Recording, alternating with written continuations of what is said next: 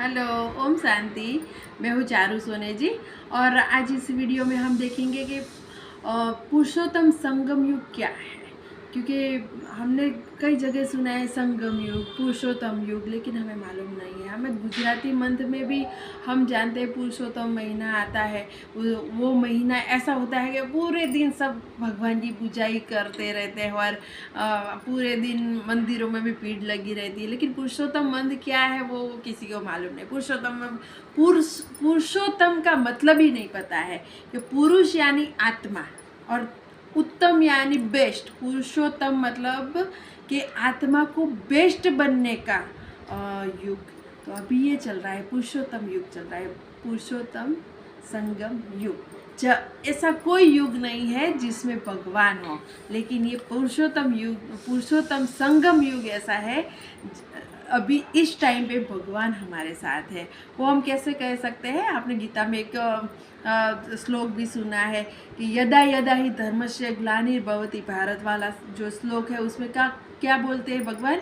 वो भगवानुवाची है। तो भगवान वो कह रहे हैं हमें कि जब जब धर्म की ग्लानि होती है, अनेक धर्म बढ़ जाते हैं, तब मैं आता हूँ और अधर्म का विनाश करके एक आदि सनातन देवी देवता धर्म का स्थापना करता हूँ। तो अभी ये टाइम है संगम युग, मतलब एक दो युग का बीच का टाइम, जो संगम युग इसको बोलते हैं। तो अभी कौन सा टाइम चल रहा है? कलयुग चल रहा है। तो कलयुग का एंड होगा और सतयुग का स्टार्टिंग होगा, तो उसके बीच का समय है। तो ये बहुत अच्छा महान बनने का, पुरुषोत्तम मतलब अच्छी आत्मा, बेस्ट में बेस्ट बनने का टाइम है। ऐसे तो हमारी आत्मा कितने जन्म लेके लेके थक गई है, ऐसी गंदी और इतनी मैली या इतनी कमज़ोर हो गई है कि हम खुद अब नहीं उठ पा सकेंगे। लेकिन अभी हमें क्या कौन आया है? भगवान आए हैं, जो समझा रहे हैं कि तुम ये करो, वो करो, ये ना करो, वो ना करो। तो ये सब कह के हमें अच्छे से अच्छे बनाते हैं। तो ये संगम युग है, कोई भी ऐसा युग नहीं है। आप कोई भी युग देखो, सतयुग है तो जहाँ पे कृष्ण है तो वहाँ पे भगवान नहीं है। जैसे देखो द्वापर है, वहाँ पे राम सीता का राज्य चलता है, तो वहाँ पे भी भगवान नहीं है। जब द्वापर स्टार्ट होता है तब दुख का स्टार्टिंग होता है, मतलब थोड़ा बहुत दुख चालू होता है, तभी लोग सब इंसान भगवान की भक्ति शुरू कर देते हैं। और तभी से लेकर बाद में द्वापर ख़त्म होके कलयुग आता है, और कलयुग पूरा ख़त्म होने को आता है जब, जिसको संगम युग कहते हैं, तभी भगवान आते हैं। तो हमारा कितने टाइम से भगवान को ढूंढ रहे थे, कितनी भक्ति की है हमने, तभी इस जन्म में हमें भगवान मिले हैं। तो अभी संगम युग है, आप अभी भी जाग जाओ, अभी भी बहुत टाइम है। जब भी आप जागे तब से सवेरा, मतलब अभी आप जाग जाओ। अभी हमें भगवान सभी ज्ञान दे रहे हैं, और हम आपको भी ऐसा लगेगा कि ये ज्ञान मिलता कहाँ है। तो आप जो भी एरिया में रहते हैं, वहाँ पे ब्रह्मा कुमारी ईश्वरीय विश्वविद्यालय है, वहाँ पे आप जाके ये सब ज्ञान ले सकते हैं। हर रोज़ मॉर्निंग में ये गीता के महावाक्य वहाँ पे सुनाते हैं।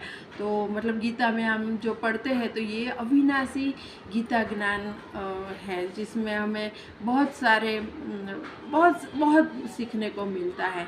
देखो हमारे पेरेंट्स भी है, हमें सिखाते हैं कि ये मत करो। देखो कोई भी दुष्कर्म है, दुष्कर्म मतलब कोई भी बुरा कर्म, जैसे हम माँ बाप क्या बोलते हैं हमें कि चलो अच्छे इंसान बनो, कभी चोरी नहीं करना है, कभी झूठ नहीं बोलना है, कभी ये नहीं करना, कभी वो नहीं करना, हमेशा ऐसा करो वैसा करो। तो क्या वो हमें क्या अच्छा इंसान बनाने की ट्राई करते हैं। तो ऐसे ही भगवान भी हमारे पिता है, तो वो भी अपने बच्चों के लिए कुछ तो करेगा ना। तो अभी हम बहुत भटक चुके हैं, हमें वो भी मालूम नहीं है कि रियल में भगवान कौन है। तो इसीलिए इसीलिए उसको स्वयंभू भी कहते हैं, क्योंकि खुद मतलब स्वयं प्रकट होते हैं। उसका जन्म नहीं है, जन्म मरण से न्यारे है भगवान। आपने गीता में सुना भी है कि भगवान जन्म मरण से न्यारे है, वो जन्म मरण के चक्र में नहीं आते। तो इसी तरह वो स्वयं प्रकट होते हैं। तो वो एक ज्योतिर्बिंदु है, इसीलिए उसको कोई तन का तो आधार लेना ही पड़ता है। अगर वो जन्म ले, साकार शरीर में आ जाए, आकारी वो हमारे जैसा शरीर धारण करे, तो उसको वो भी वह जन्म मरण के चक्र में आ जाएंगे। तो इसीलिए वो कभी जन्म मरण के चक्र में नहीं आते हैं, तो वो जन्म नहीं लेते, कोई भी माता के गर्भ से वो जन्म नहीं लेते। इसीलिए वो स्वयंभू है, स्वयं प्रकट होते हैं, और उसको जो शरीर का आधार लेना पड़ता है। इसीलिए उन्होंने एक ब्रह्मा मतलब वो लेखराज बाबा है, उनके तन का आधार लेके वो हमें ये सब ज्ञान दे रहे हैं। और ये ज्ञान इतना पावरफुल है कि जो हमारी जो आत्मा है वो कमज़ोर हो गई है, उसे वो ज्ञान दे दे के हमें फिर से उठा रहे हैं। मतलब हम इतने गिर चुके हैं कि हम वो रास्ता ही भूल गए कि कौन से रास्ते पे हम चले, कौन सा रास्ता अच्छा है, कौन सा बुरा है, कौन सा धर्म है, क्या धर्म है, क्या कौन सा रास्ते पे हम चलेंगे तो क्या होगा।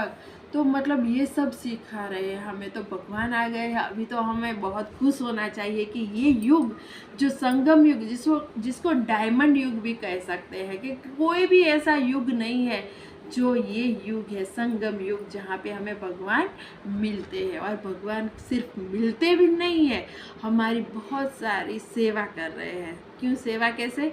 जैसे माता पिता बन के हमें अच्छी शिक्षाएं दे रहे हैं, ऐसे गुरु बन के हमें गति और सदगति का रास्ता दिखा रहे हैं।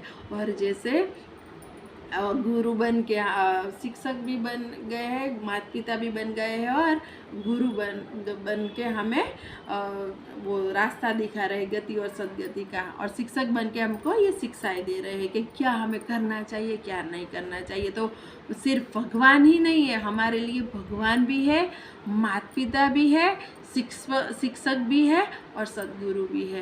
तो हमें ये सब पालनाएं दे के हमारे साथ रह के हमें आगे बढ़ाने में मदद कर रहे हैं। लेकिन हमें आगे बढ़ना है, वो हमारे में है। क्योंकि सभी के लिए तो ये कलयुग ही चल रहा है। लेकिन जो जाग गया है, कुंभकर्ण की नींद से जाग गया है, उसके लिए ये संगम युग है। और हम कई बार कहते हैं, देखो हम कहते हैं कि एक एग्जांपल लेते हैं। देखो सूरज है, तो सूरज पूरे वर्ल्ड में प्रकाश फैलाता है, बराबर। तो हम क्या कहेंगे कि वो सूरज है तो पूरे वर्ल्ड में जो उसका प्रकाश देता है, लेकिन मुझे तो नहीं देता।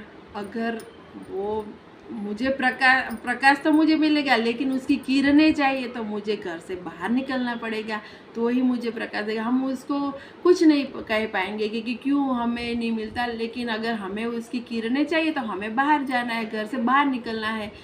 तो इसी तरह भगवान तो आ गए हैं, वो पूरी दुनिया को सभी जगह पे ये प्रचार कर रहे हैं कि मैं आ गया हूँ, मैं इस तरह पे आ गया हूँ, आप जागो अब।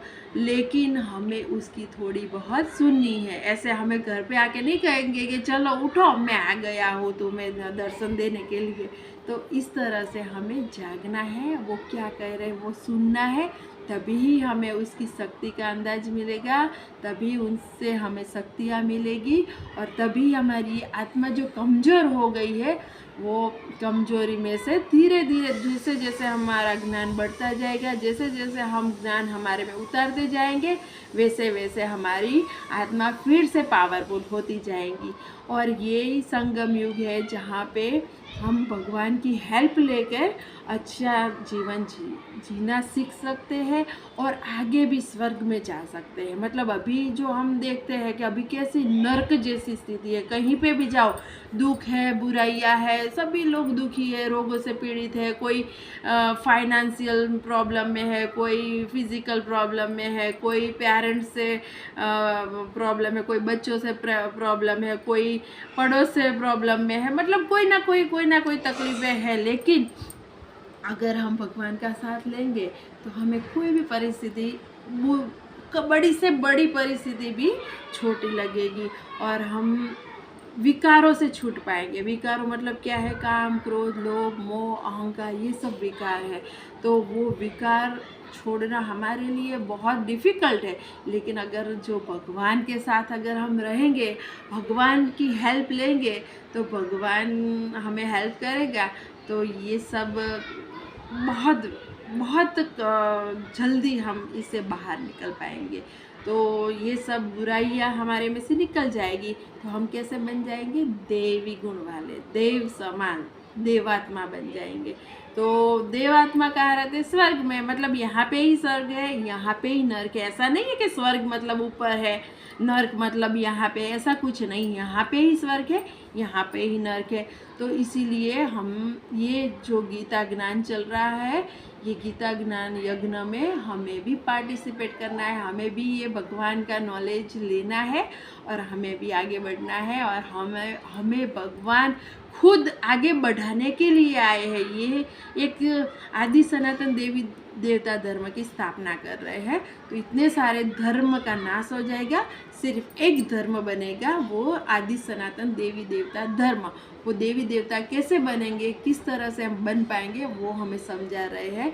तो यही एक ऐसा युग है जहाँ पे भगवान आते हैं, इसीलिए इसको संगम युग बोलते हैं, पुरुषोत्तम युग बोलते हैं।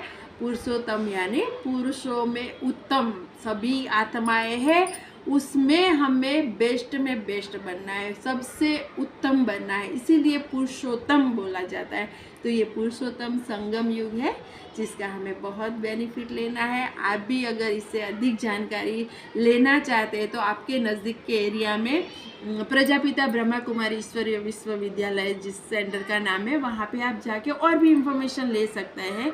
और ये अगर आपको वीडियो पसंद आया होगा, और अगर आया भी है तो लाइक और सब्सक्राइब ज़रूर कीजिएगा। और अगर कोई कन्फ्यूज़न है तो कमेंट बॉक्स में ज़रूर लिखिएगा। और ये आपने वीडियो देखा, इसीलिए thank you for very much. और ओम शांति।